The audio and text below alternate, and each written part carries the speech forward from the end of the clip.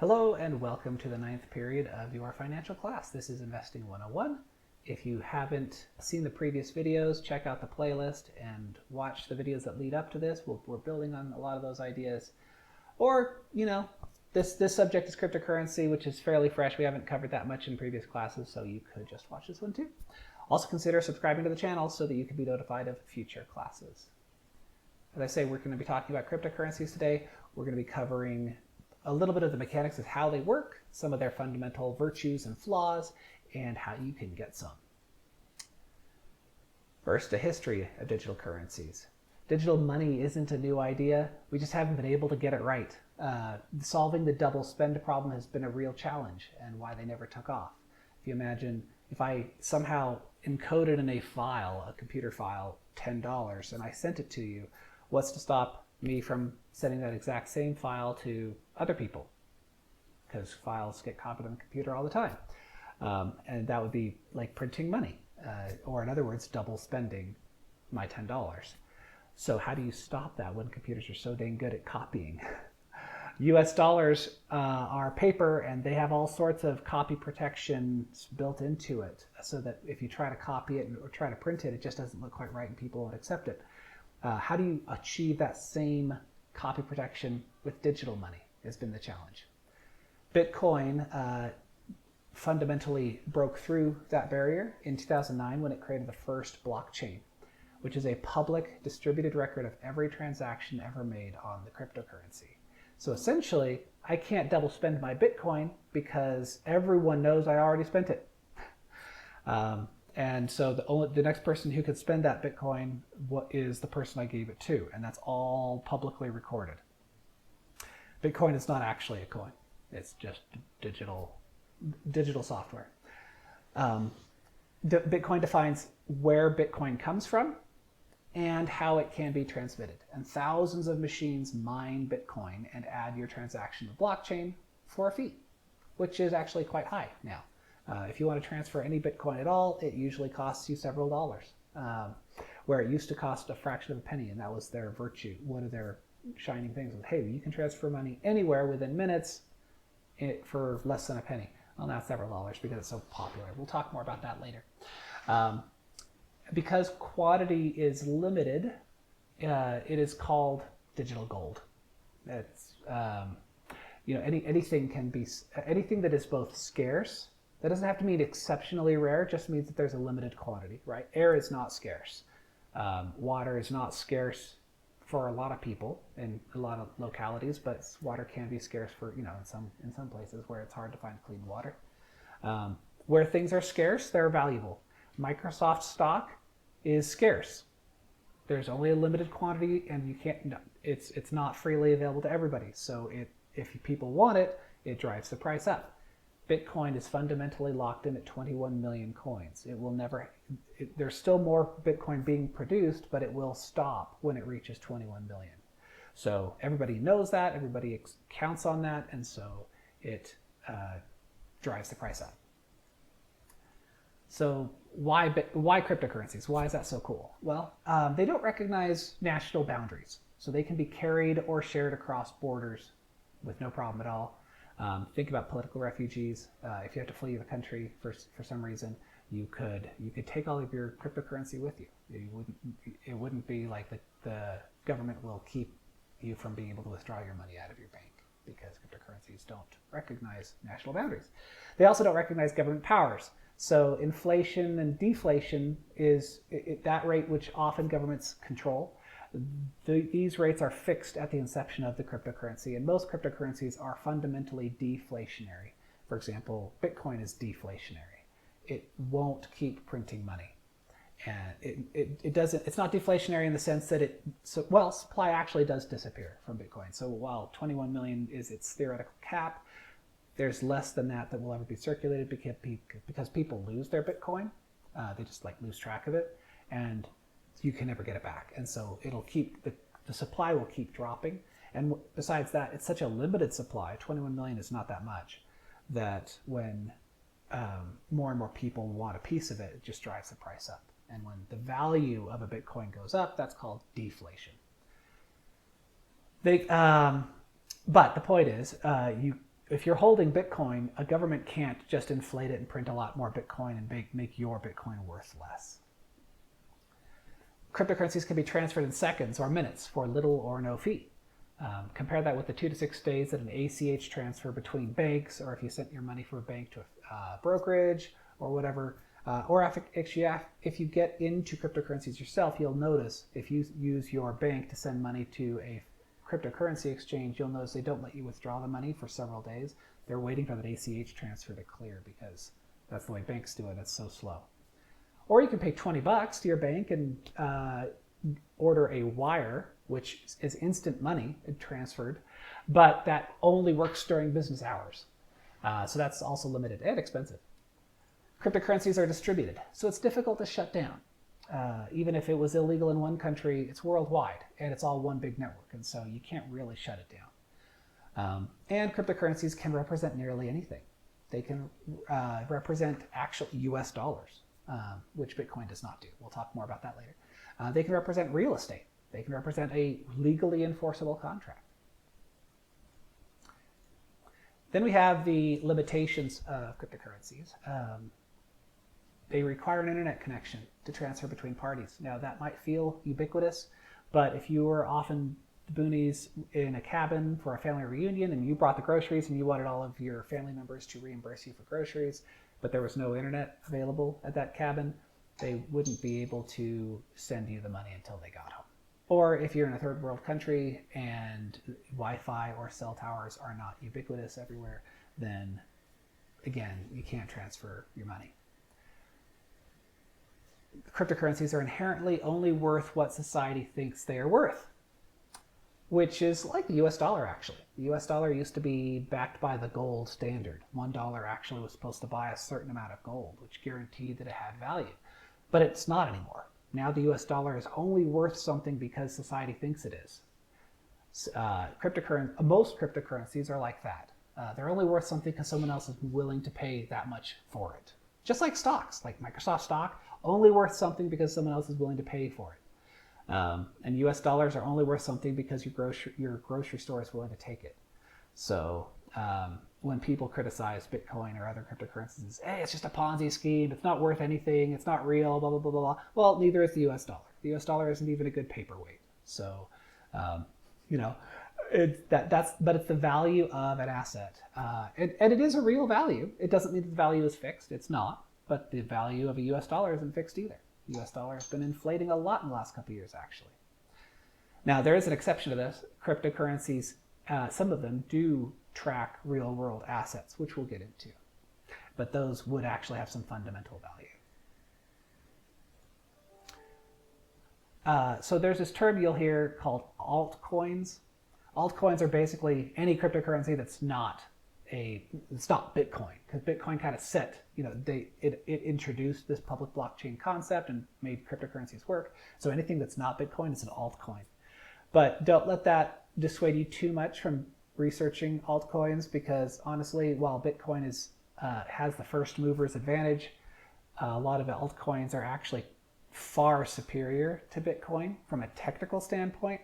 Now, we've talked about how the market doesn't recognize technical superiority and adjust the price accordingly. Like Microsoft versus Apple, you might feel like one's better than another, but that really has nothing to do with the price that you pay for each share. It's all market sentiment. It's what people are willing to pay. And you'd like to believe that was correlated with, well, how good is the company? But it isn't necessarily. It's not. You hope that it follows it, and over time, it usually follows it, but not always. So altcoins are sort of like that. Right now, they're generally worth much less than Bitcoin, but the innovative ones, the ones that are actually solving some real problems that Bitcoin has, may eventually overtake Bitcoin and become more of a standard. Altcoins are, like Bitcoin, altcoins are driven by software.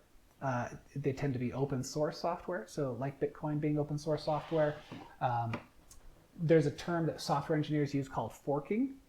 And when Bitcoin is forked, they've taken the source code and changed it some so that their cryptocurrency does something like Bitcoin, but something unlike Bitcoin.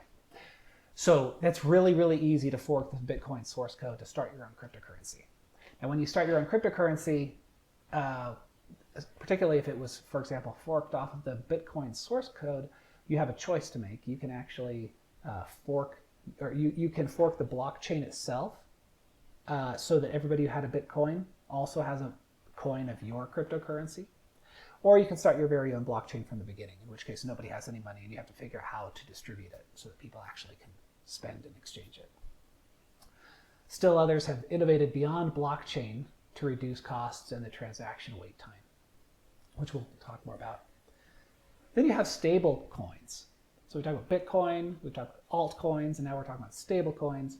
Stable coins provide zero volatility relative to a fiat currency, like US dollars. So fiat currency, if you're not familiar with the term, is the money that the government tends to like you to use. So US dollar, yen, euros, whatever they are, those are fiat. They go around on paper and coin.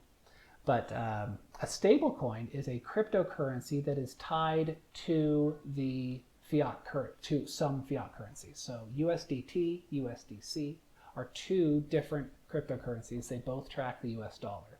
So the exchange rate is fixed at 1 to 1. If you have 10 US dollars, you can get 10 USDT coins or USDC coins.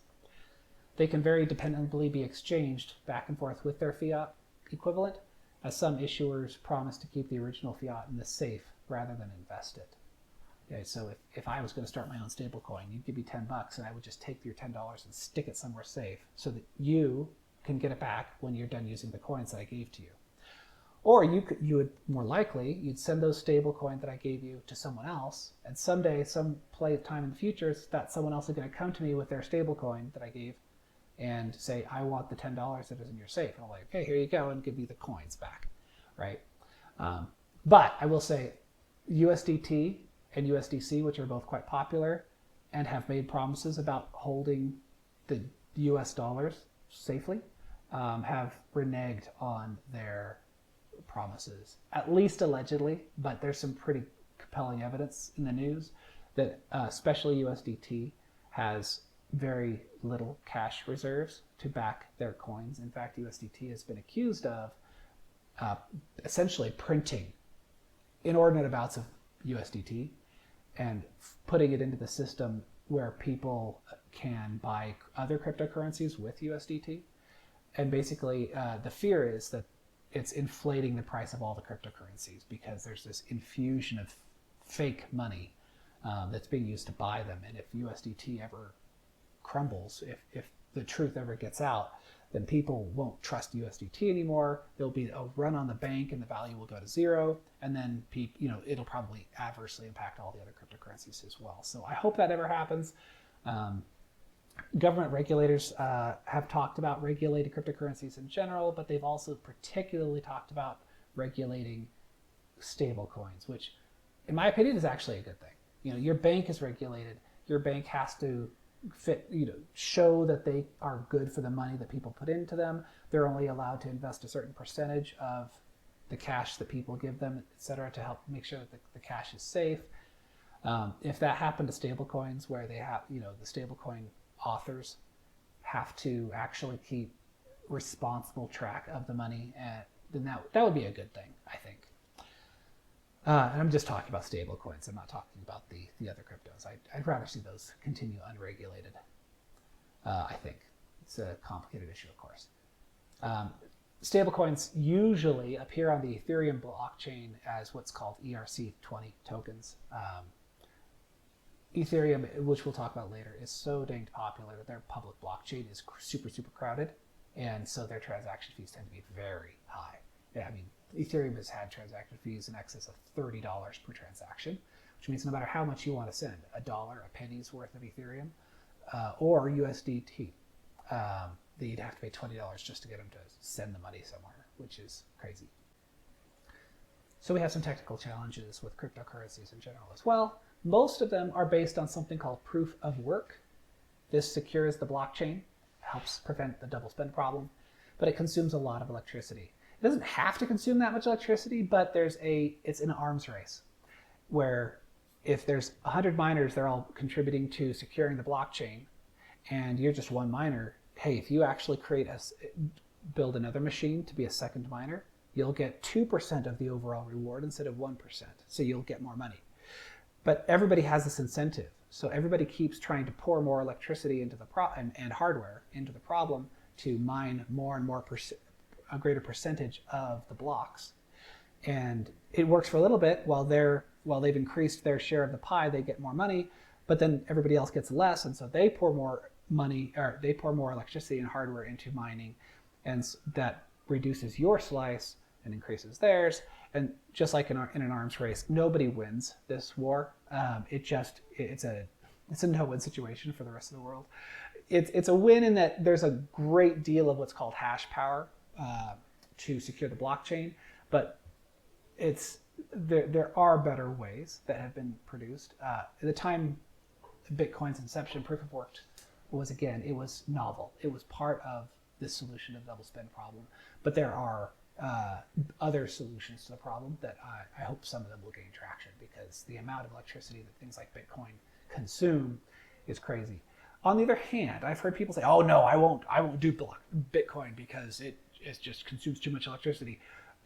Whether or not you use Bitcoin, the electricity it consumes is the same. They're still producing the same number of blocks with or without your transactions, and so it doesn't actually help the Earth for you to not use Bitcoin. It doesn't help the Earth to use Bitcoin either, potentially.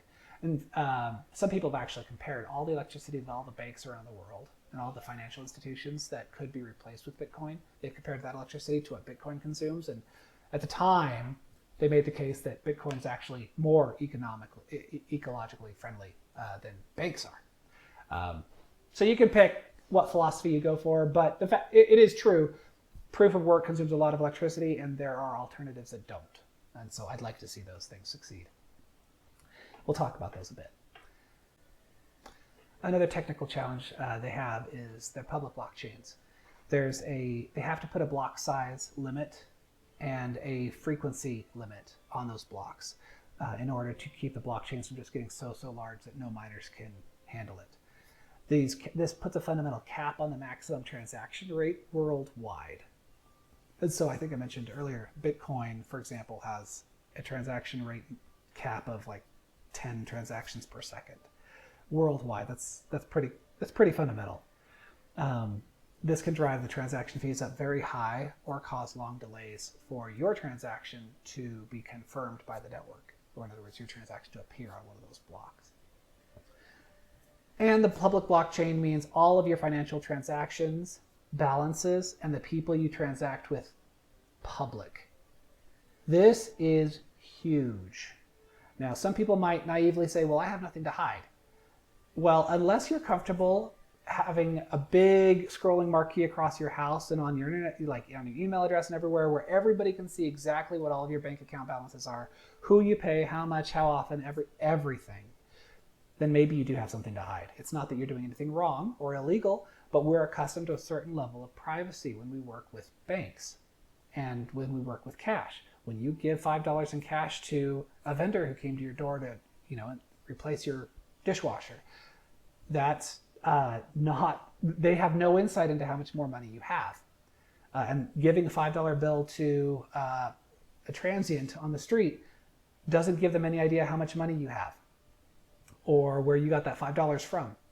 And when you write a check to your babysitter, all they know is that they got the money and who you are. They don't know what your balance is. They don't know who pays you, how much you pay, or how much you get paid, etc. But with a public blockchain, with the way Bitcoin does it anyway, everybody can see every single transaction and all of its details.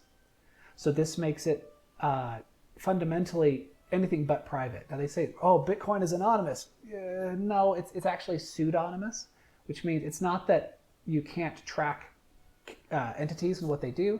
You just don't know who they are initially. But as soon as you pay your babysitter, they know what your pseudonymous identifier is, and they can look at the balance on the public blockchain for that particular address. So anytime you send or receive money, the person you're sending or receiving money to now knows who you are or what your identifier is, and can look up all the rest of the information.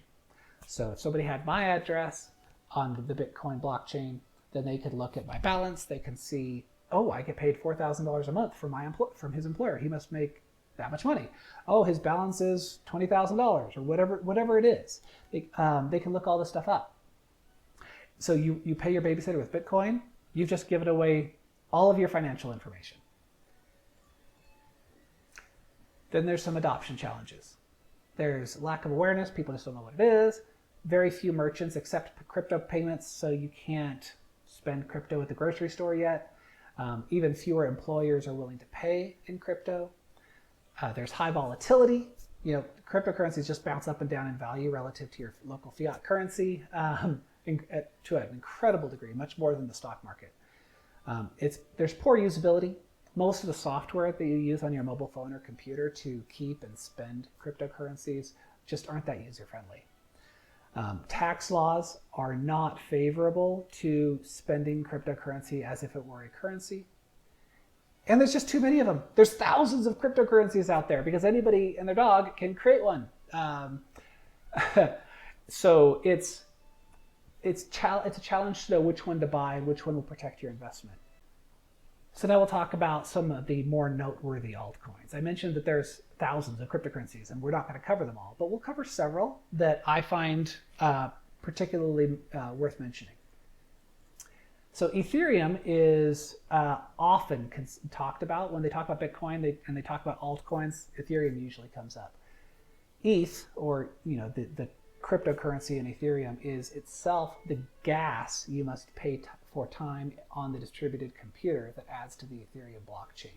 Ethereum tends to think of itself as the great worldwide distributed computer. And you can literally run programs on it. Not that you would run Windows on the Ethereum blockchain, but there are short little programs that you can write. These are the smart contracts you'll hear about. And to get your contracts to execute on the Ethereum blockchain, you have to pay as gas, is what they call it, in Ethereum. So Ethereum was kind of novel because whereas Bitcoin was fundamentally worth only what people paid for it because it didn't actually have any inherent value of its own, Ethereum does have inherent value because you can pay for time on the Ethereum miners to execute your code. So that was cool. But as I say, it executes contracts, and these contracts are enforced in such a way that it's as good as or better than a legal enforcement because the computers basically guarantee it will happen. And so they can replace escrow companies and trust accounts. I'm not talking about the legal. I mean, there's legal processes that need to go to happen for some of these things, and so people haven't totally switched at this point. But the potential is there, and some people have done it as PR stunts or just because they're gung ho excited about that sort of thing. So you could, for example, Ethereum can represent a lot of other things because they are smart contracts, and I mentioned ERC20 tokens. So some of these contracts actually encode a cryptocurrency on top of Ethereum, which leverages the proof of work that's already going into Ethereum to make every other coin that's built on top of Ethereum similarly secure, which is actually, again, quite clever, although it swamps the blockchain and makes it so congested that transaction fees are very high. But these smart contracts can do things like, okay, I have a token here that represents the real estate property, and you have Ethereum or some other coin that you're going to pay me for it, and we're going to both put them into the blockchain, and basically the smart contract will act like the escrow, and once both people have submitted their coins, we'll swap ownership and transfer it back to those people, so it's a safe way to buy very expensive assets, which is, again, very, very clever. Then we have, I will say, Ethereum is still a public blockchain that everything is out in the open. Everybody can see everything that happens. So these two, Zcash and Monero, are what we call privacy coins. They solve the privacy problem, and they do a pretty good job of it. They cleverly encrypt they still have a public blockchain, but the records that go onto the public blockchain are encrypted or otherwise mangled so that people can't make sense of it. So the public transactions are encrypted, but it's so clever that even though nobody can read it, it still solves the double spend problem. People can, using clever cryptographic mathematical proofs, they can you can prove I can spend this money because I received this money, even though nobody knows how much money, where it came from, where it's going. Like it's just amazing what these things can do. They're still based on a blockchain, so throttling limits and transactions fees still apply. Although at present they are not swamped, so the transaction fees are minimal. It's usually less than a penny. And the Monero and Zcash take different approaches to how to solve the privacy problem. And this is going to excite some people, and some people will be upset. I do have my biases around this. Technically, I believe it's safe to say Zcash they use what's called zero knowledge proofs, or ZK snarks, where truly nothing, everything is encrypted. Nothing can be seen.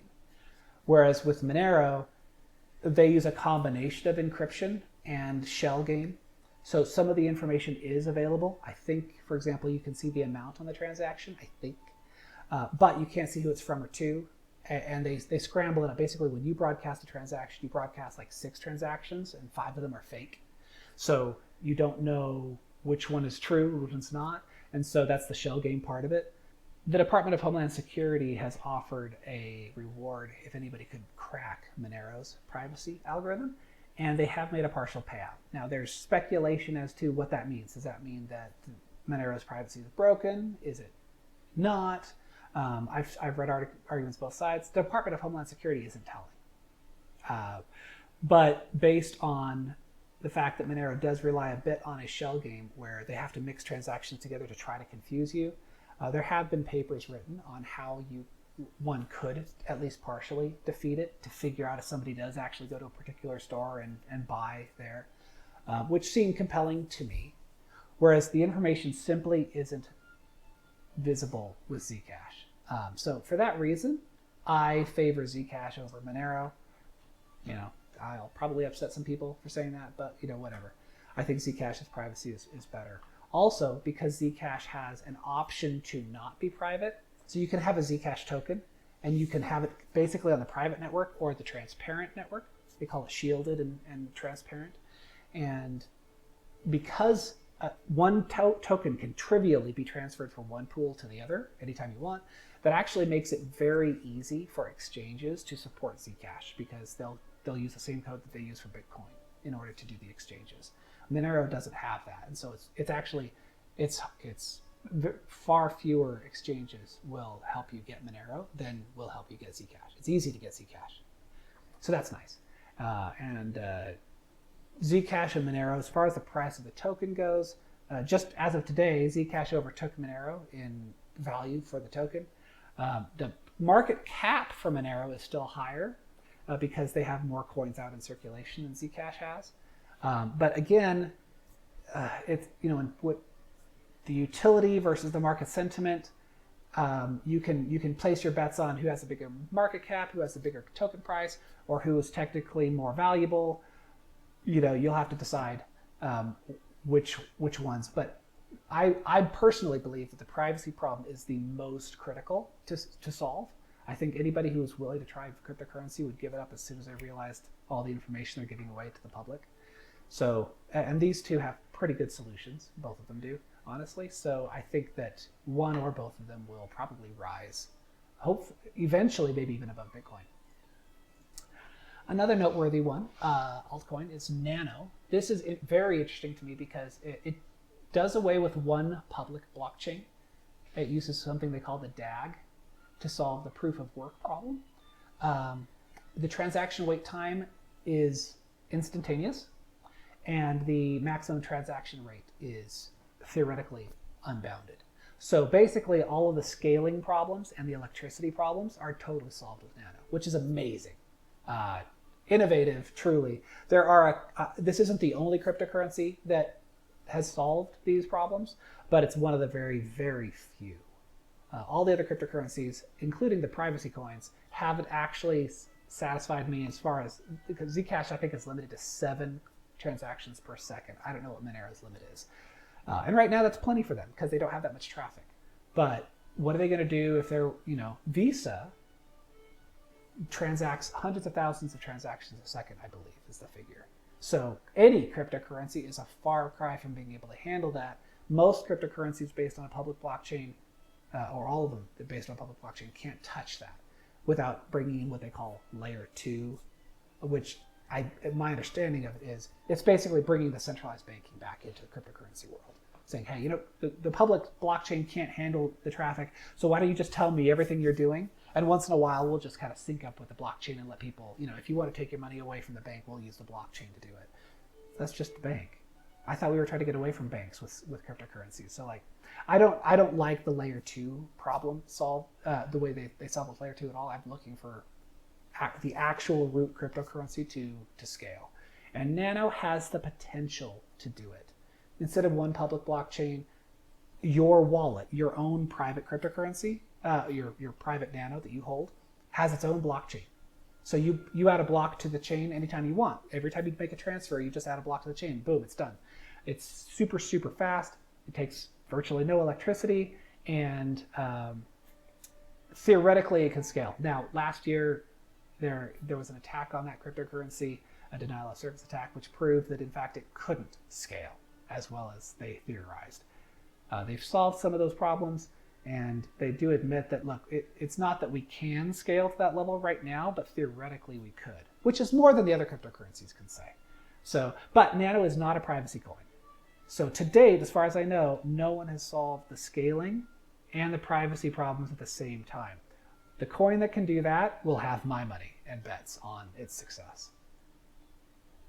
Some other noteworthy altcoins we won't go into: Bitcoin Cash. I talked about that a little bit. Litecoin and Stellar. They're not fundamentally different or novel in any way, as far as I have been able to tell. I actually hold some of all of these coins that we've talked about, except Monero. I don't hold Monero. But these are basically, you could think of them, at least I think of them as Bitcoin with different parameters. So as far as how often a block can come out, and what the size of the block is, and the maximum number of coins that can ever be produced. Those are just the parameters that go into a cryptocurrency. These cryptocurrencies have chosen different values for those parameters, but fundamentally they're not any different. So this will be very useful for you to know as you're thinking about, either as a business or as a consumer, what does that mean to use cryptocurrencies? If you spend a credit card, the credit card company charges the merchant, that's the person who's receiving the money that you're paying with your credit card, the merchant pays 2 to 5% per transaction. So if you give them $100 on a credit card, they have to pay $2 to $5. Like, they only get 95 of those $100, and the credit card company gets to keep 5. And the $5 that the bank keeps tends to can be a kickback to the consumer in terms of credit card rewards. So if you get miles when you use your credit card, or you get some sort of a rebate, that's what they're paying for it with, is money that they kept from the merchant. Versus with a crypto payment, the merchant pays no fee at all. The consumer usually pays a transfer fee that is unrelated to the transferred amount. So instead of it being a percent of the amount of the transaction, it's just a fixed, for example, with Bitcoin, no matter, or any of these cryptocurrencies, instead of paying 2% to transfer the money, you pay a fraction of a penny, no matter how big. Whether you send a penny or whether you send $1 billion, it's just a fraction of a penny in cryptocurrency. And it's the sender who pays it, not the receiver. The next point, a credit card company, and this one's really important. Okay, so that first one kind of make, as a merchant, you'd be like, well, I want to take cryptocurrency if I don't have to pay those 2 to 5% fees. Yeah, you do. Cryptocurrency is great for a merchant. The cut for the consumer, though, on cryptocurrencies is that your credit card company can usually can reverse a charge that the card holder didn't authorize, or when the merchant doesn't deliver. And I've done this several times as a consumer, actually, where I've made a purchase with my credit card, and either the product didn't come, or it was broken, or it was not what was advertised, and I call up the merchant and I say, hey, this, and they either laugh at me, they basically refuse to refund my money. So now I can call up my credit card company and tell them the story and show them the evidence. My credit card company will side with me and say, oh, yeah, you're right, we'll reverse the charge. You'll get your money back. And the merchant then loses the money that they thought they were going to get, and they don't have any more say about it. So credit card companies are a nice middleman when it comes to negotiating refunds. But with cryptocurrencies, each transaction is irreversible. No one can be your intermediary. Consumers have to trust the merchant will deliver the product or return the coins. And this actually becomes a practical problem. There are businesses out there on the web which will happily take your cryptocurrencies, and some of them are legit and some are not. And so if you go find an illegitimate business and send them your crypto to buy something and they don't send the product, tough, you've lost your crypto. I mean, you could try to sue them legally, but most of these people are not in the country that you are in, and or they're totally anonymous out on the internet somewhere, and so you won't be able to press charges. So that's a real problem with cryptocurrencies. But it also means no chargebacks for merchants, so merchants will like it. Addresses. So now we're getting more into the practical, how do you use a cryptocurrency part of the video. Addresses in crypto it's sort of like your bank account number, except that it's not private. Everybody would have to know it to send you or receive money. An address is a long string of characters that can receive a cryptocurrency. If you're familiar with private key cryptography, an address is the public key. And whoever knows the private key counterpart can spend the money sent to that address. A new address is anonymous till you share it with someone who knows something about you, except Zcash and Monero, or the privacy coins. Or you spend its money. So I can create I can get a cryptocurrency wallet, I can create an address, and that nobody even knows that address exists yet. But as soon as I give it to you so that you can send me money on it, now you know what my address is and it ceases to be anonymous, at least to you. Computer viruses may try to swap in their author's address when you copy and paste, so always double check. So if you're, you can see some sample addresses down below on the screen, and those are so long you'd never want to type them yourself, so you tend to copy and paste them from the email to your wallet app in order to send somebody money. But what this virus warning is that if you copy and paste it, it might not paste the same as you copied it. And so you should always try your best to double check. And check random, if you're not going to check the entire address, which probably nobody does, don't just check the beginning or just the end or both, because some of these viruses are quite clever and they have thousands and thousands of addresses in their program. And so they'll choose one that looks similar to yours before they replace it with their own. So that if you just spot check it, you might be fooled and still send the money. And again, remember, these are irreversible. So if the virus succeeds at swapping the address and you go ahead and send your cryptocurrency to your friend, but with the wrong address, that money's gone. There's no getting it back. But each cryptocurrency has an address format. They're not all unique. Many of them are. So you can see Zcash, for example, for their shielded addresses, it always starts with ZS. Nano starts with nano underscore. Ether always starts with 0x.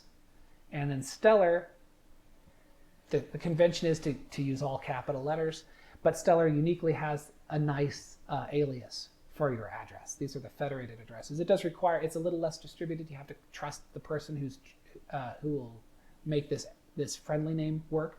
But you could send me Stellar, for example, or any of the tokens on top of the Stellar network at arnetstar-keybase.io instead of writing down this whole long big string, which is nice.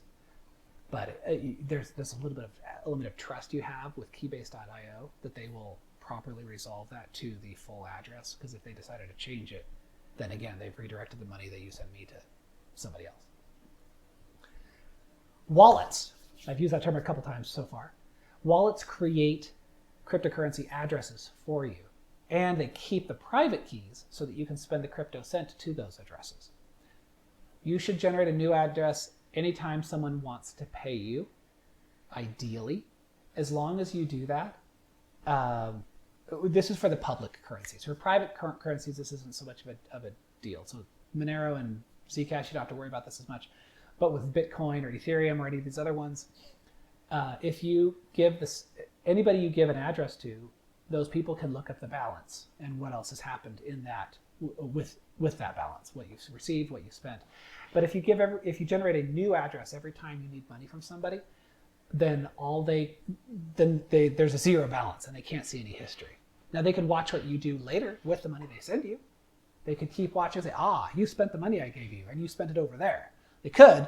That's the issue with privacy coins, or non-privacy coins. You should use privacy coins. If you do use a privacy coin, then you can send the same address to all the people, and they can't see your balance or transactions or what you do with the money or what you did with the money before that. At that point, so you could just have one address that you send to everybody. Unless you're particularly paranoid, and because if you send the same address to everybody, even though the address itself doesn't convey any additional information, the address itself can be correlated. So if you give the address to several people, those people might collude with each other and say, this address that you have, and that you have, and that you have, you all have been dealing with the same person. Now, they might not have any idea who that person is.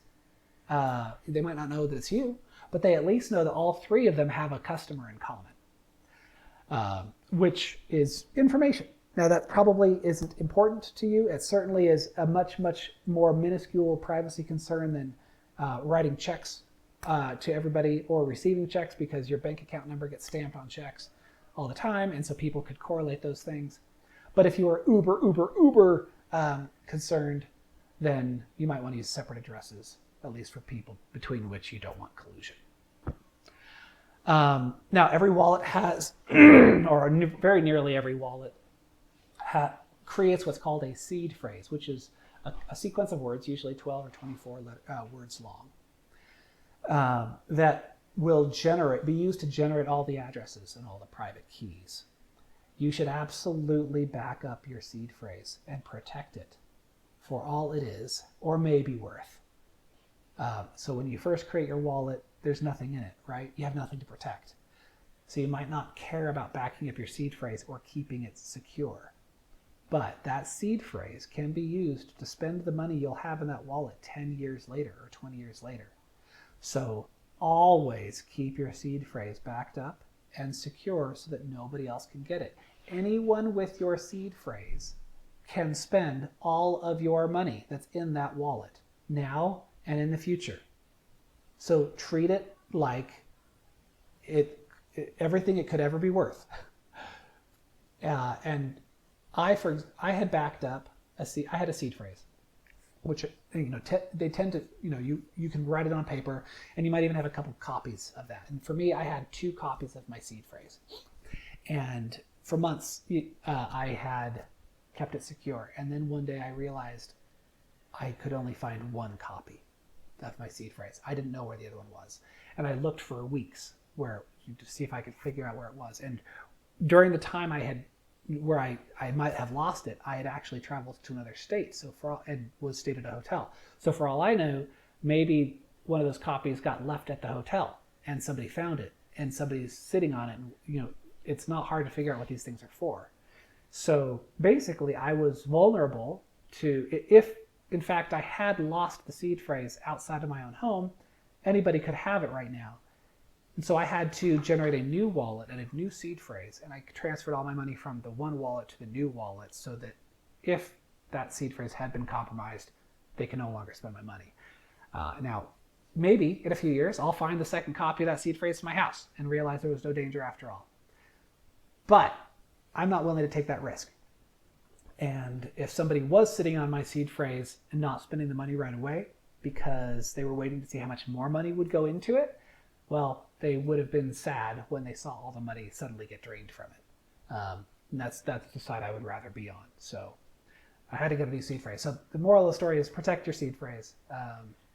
And if you realize it hasn't been 100% protected, you should move it along.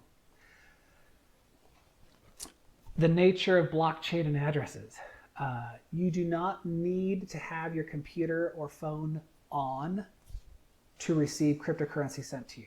The transaction that gives you money is recorded on the public blockchain via machines that are always running.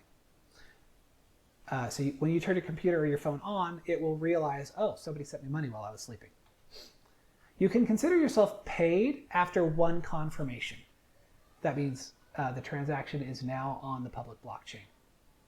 If you're dealing with particularly high value transactions, you might want to wait for several confirmations, and your wallet will show you in those terms. It'll say 1 confirmation, 2 confirmations, and then later if you look at some of your really old transactions, it will say 50,000 confirmations, which basically means that your transaction was recorded in the blockchain a very long time ago.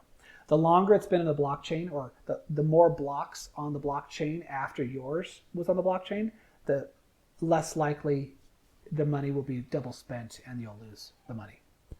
But generally speaking, or practically speaking, you don't need to worry about it too much. If I was buying a bike, or somebody was buying a bike from me on Craigslist, for example, somebody came to my garage, I showed them the bike, they said they wanted to buy it, and they were going to pay me with cryptocurrency, I would wait for 1 confirmation before releasing the bike to their custody.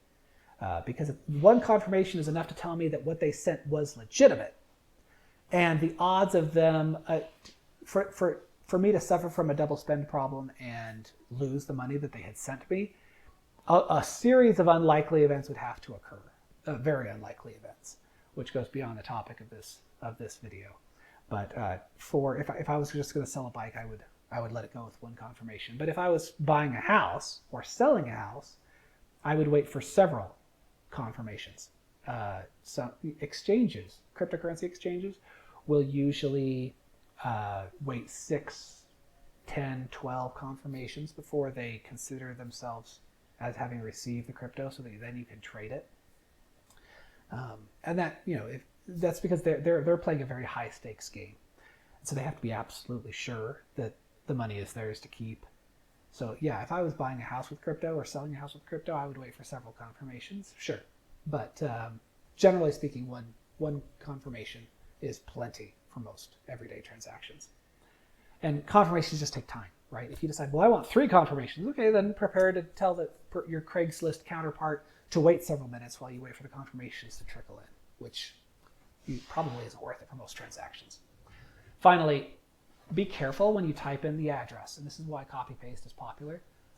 If you get the address wrong that you're transmitting money to, you're sending your coins to oblivion, and they will never come back.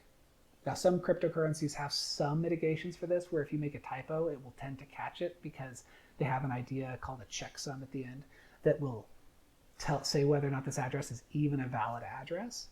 But not all cryptocurrencies have a checksum, and I don't know how reliable they are. So just be very careful to get the address right. So if you were going to keep crypto, now if you were just going to go to an exchange and buy some cryptocurrency and keep it on the exchange, then you don't need your own wallet. But if you're true to the spirit of cryptocurrency and distributed nature and everything, the philosophy would be you use the exchange to get it and then you take it off the exchange. And for that, you're going to need a wallet of your own. Now, there are software wallets. These are free. They're easy to come by. On the screen, we've got Unstoppable. That's useful in that it can store almost anything, like hundreds and hundreds of cryptos. It can store in one wallet, which is nice and convenient. It doesn't do every single one of them. It doesn't do Nano, for example. So for Nano, you'd need the Natrium. Well, there's a few Nano wallets, but I use Natrium for my Nano. And then Unstoppable does support Zcash, but it only does shielded Zcash. It doesn't do transparent Zcash. And it's just dog slow. It's so slow to synchronize. So if you're going to pay somebody for a bike and you've got Unstoppable and you pull it up, you're going to send them Zcash, be prepared to sit there for several minutes while it synchronizes, potentially even hours, depending on how long ago you last opened up the Unstoppable wallet. It's just terrible when it comes to Zcash. I far prefer the Zec Wallet Lite app for my Zcash for a software wallet. It's super, super fast.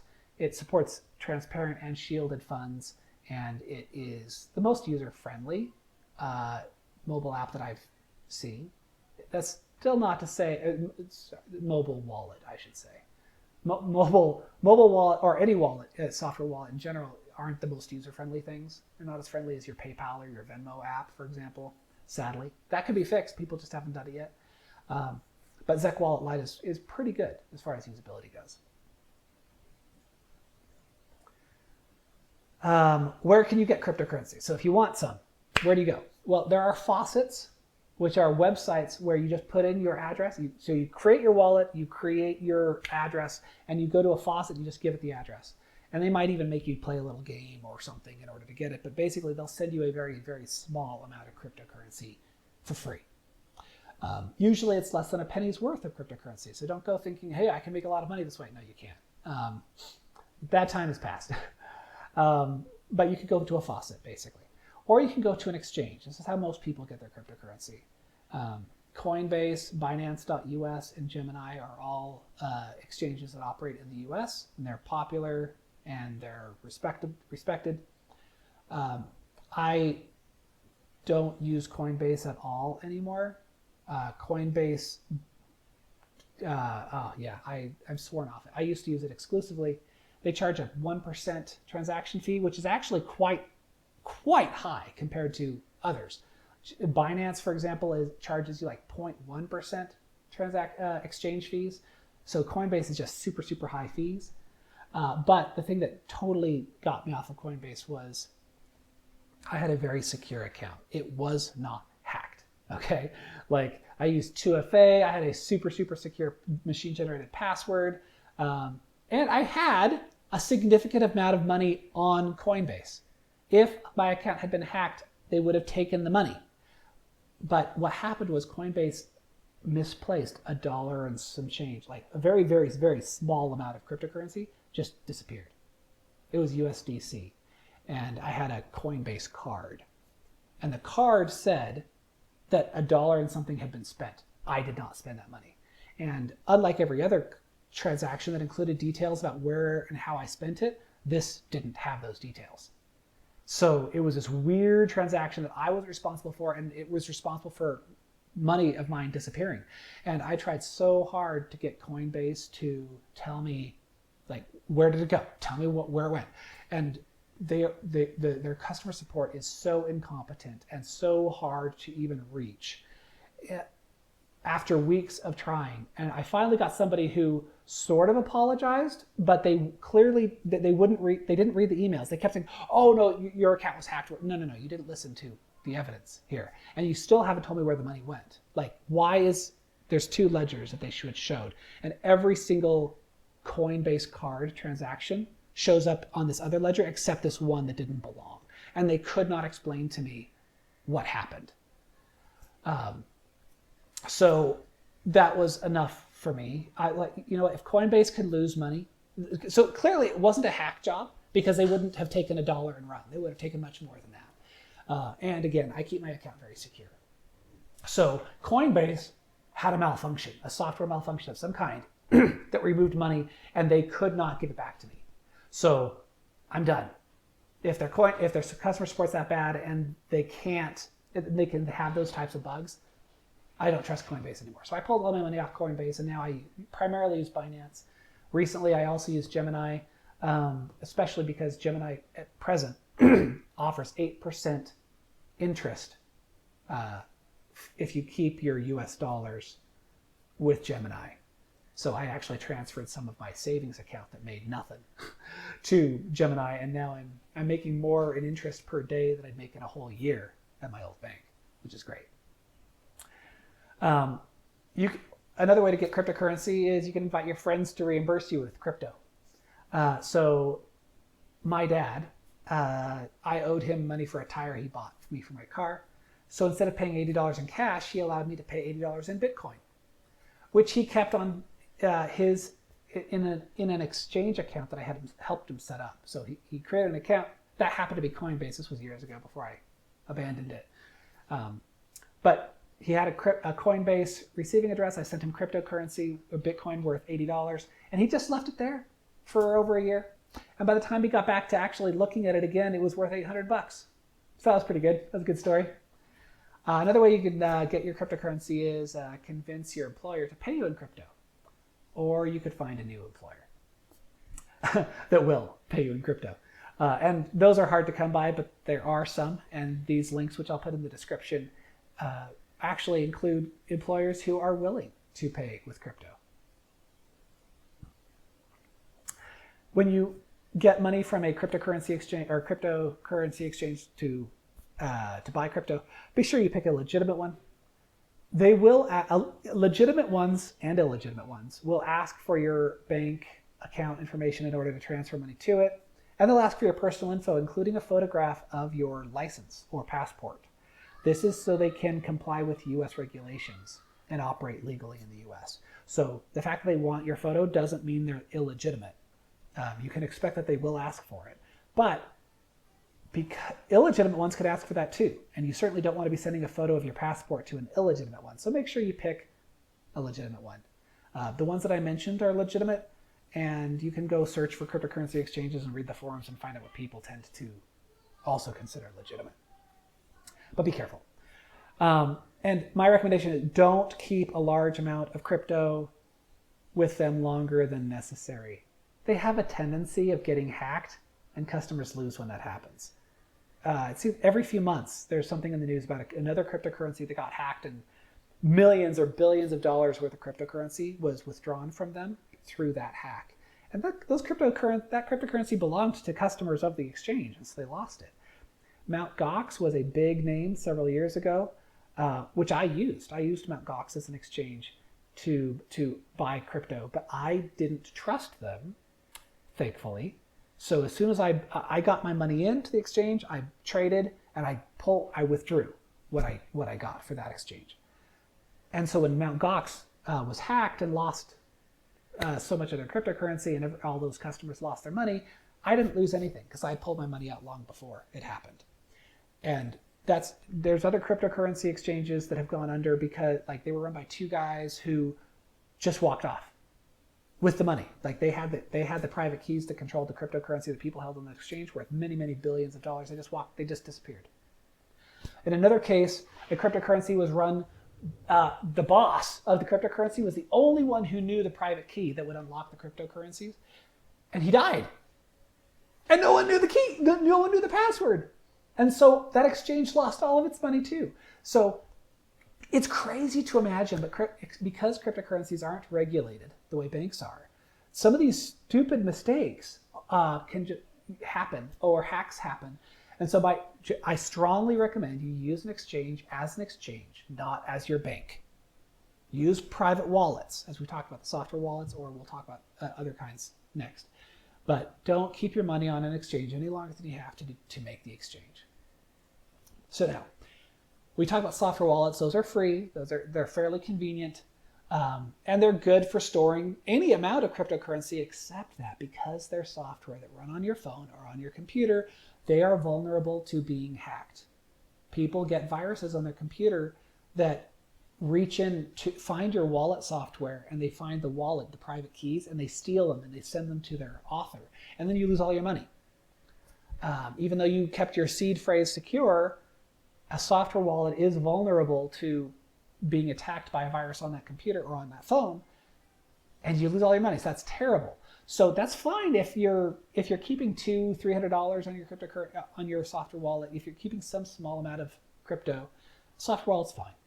But if you're going to keep any significant amount of money worth in crypto, consider getting a hardware wallet. A hardware wallet, like you see here, there's Trezor and Ledger are two popular ones. They keep your private keys on a dedicated device that is invulnerable to viruses. The private key will never leave that device. And you can't just download arbitrary software to it, so it can't be hacked, is the idea. They require a PIN to access with strong hardware hacking resistance. So if somebody stole your hardware wallet, because you think, well, I could put that on my key ring, I could put that on my shelf, but what if somebody steals the hardware wallet? Well, it's protected with a PIN. So unless the person knows the PIN, they still can't spend your money, so you're pretty safe. And if they guess the PIN wrong more than 6 times or something very, very low like that, it'll wipe itself, making it absolutely impossible to recover the coins. Now, there's an arms race with hardware wallets of, I can open it up and I can steal the memory chip. Well, these are designed to defeat that. If you open up the hardware wallet, it will clear itself. But again, it's an arms race where, I can open it up with a very particular environment with these special tools, and then it won't clear itself. Well, so far, every time that's happened, and it has happened a few times, Trezor and Ledger fix the problem with the next version of their hardware or with a firmware update that's free that you can download to fix that so that it can't again, it can't be defeated. So hardware wallets are, bar none, the safest place to keep your crypto. There still are various risks, but they're much, much smaller than a software wallet. And you can even add a passphrase to your PIN for even better security. Your money can only be spent with the hardware plugged in and the PIN entered. Now, they also, because hardware can fail, right? What if it just stops working? Oh my gosh, I lost all my money. Well, when you first initialize your hardware wallet, it creates a new seed phrase, and it displays it on the screen that is on the hardware wallet. And the idea is you copy that down on paper. You don't put it in the computer. That would, don't store it in a file. Don't upload it. Don't send it in an email. Don't put it on your phone in some note on your phone. That defeats the whole point of a hardware wallet, keeping your secrets absolutely secure, okay? You copy it down on paper, and you put that paper someplace very, very, very safe, like a safe deposit box or hidden really, really well someplace. And that way, if the hardware ever fails or you lose your hardware wallet some other way, you still have the seed phrase. And now you can go use that seed phrase in a new wallet, whether it's hardware or software. You can type in that seed phrase, and you still have all your funds that way, which is great. One other thing you can do to keep your money safe is some of these wallets even support, I forgot the term for it, but basically it can create a set of seed phrases so that one seed phrase alone is not enough to spend the money. You could have 3 seed phrases where any 2 of them will work.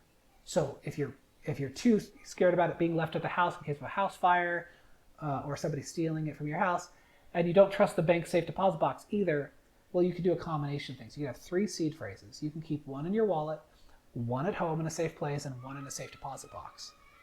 And then if your hardware wallet ever fails, all you need access to is 2 of them. So you've got 1 in your wallet, and then you can go down to the bank and get it out of the safe deposit box. And now you can recover all of your money. But any one, like if the safe at the bank was broken into, or your house was robbed, or you were robbed, any 1 seed phrase isn't enough. And there's a few variations of that, but you can do things to be very, very, very safe with your crypto. Taxes. This is the current, at time of this video, this is the bummer about cryptocurrencies. The IRS has declared all cryptocurrencies to be securities instead of currencies. So all trades or expenditures have to be reported like a stock trade. So capital gain and capital losses apply. You have to track everything you spend. You have to know, well, which tax lot, if you recall from prior classes, which tax lot did that come from? What was its cost basis? What did I effectively get in value relative to the US dollar? It's a pain. It's impractical that the average person could actually deal with all this. It's just insane. So people won't be buying groceries with cryptocurrencies with tax laws as they are. Now the good news is that there are bills in Congress going through right now, or at least being considered right now, that say cryptocurrency expenditures less than $200 wouldn't be subject to capital gain tax reporting requirements.